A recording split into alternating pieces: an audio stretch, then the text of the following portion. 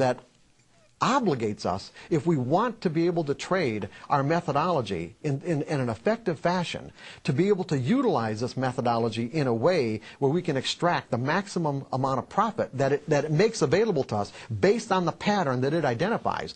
We have to do it in certain ways. In other words, our mind has to be free to be able to execute these trades without making trading errors.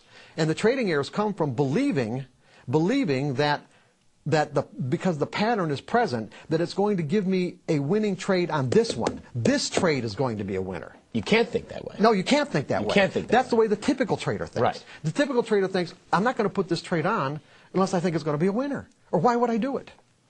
And it skews our expectations. See, it messes our expectations up. Let's back up a couple seconds here. There's some great stuff here, Mark, and I hope our traders are getting all of this.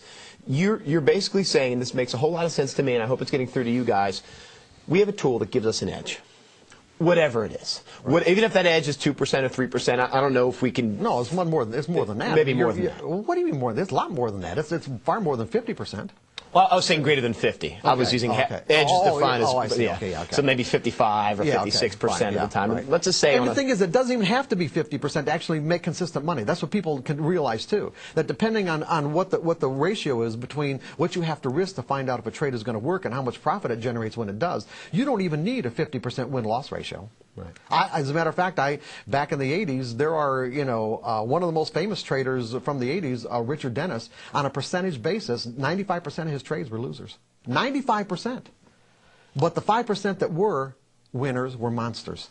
And he was able to put on trades at a 95% loss ratio and make, at the most, at one point, I think around 1987 or 1988, now, he had $400 million. Is that using his edge, or his money management, or a combination of both? A combination of all of it. Okay. And see, one of the things he did too, and this is something I ought to really qualify with, he would use orders to actually probe the market. See, there's one of the things, I don't want to leave what we're doing right now, but I'm going to just kind of divert just for a moment, okay, and so that people understand that one of the first things to be a successful trader that you have to learn, other than the fact of finding a good edge, meaning something that puts a pattern, a collective pattern that your edge identifies, that puts the odds in your favor, right, that there's a higher probability of one thing happening over another once this pattern is present in the market, is that you have to learn how to think in probabilities. In other words, you have to get your expectations aligned with the way the market actually exists. Right. And when you do, in other words, when you learn these kind of mental skills and you're able to execute your trades without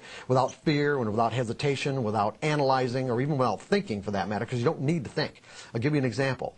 A professional trader, what a professional trader thinks about when there's an edge present is, does he think about whether the edge is going to work? Absolutely not. Because he knows, he has learned there's no point. Right. There's no point in analyzing or judging or building a case for or against whether that trade is going to work, because he understands the human component. Okay. Right.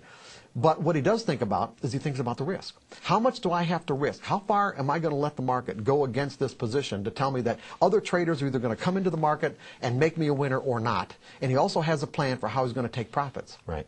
But the typical trader, what does the typical trader do? They don't have a plan. Well, or they think about the trade too much. They think about, is this going to be a winner? Is this going to be a loser for me? The exact opposite of the professional. So what the professional does is basically... And then once they make up their mind that it's a winning trade, they don't predefine their risk, do they? Right. And they also don't have a plan to take profits because they think when it's going to be a winner. It's going to go on forever. And I want to talk about that. We're running up on the break here, but I want to talk about that on the other side. But what you're saying is, the bottom line is, the professional sees the entry.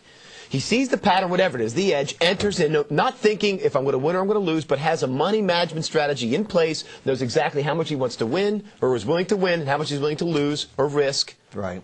Exactly. Now, does he put a cap on the upside? Does he put a cap on his win side? It's not a matter of a cap. It's a matter of his assessment of how much potential there is. Okay. In other words, see, the problem is on a winning trade, we're obligated in a sense to make these never-ending decisions as to what the risk to reward ratio is. In other words, as the market's going in my favor, what's the risk of finding out that it's going to go further? And that's why so many professional traders or people who teach trading advocate scaling out of positions. Right. Mark, this is all great stuff. We're going to have to wind it up. We've got to go to a break, guys. It's already time, as I said, for a break. We'll be back with much more with Mark Douglas here in 3 minutes. We'll see you soon here on WTV.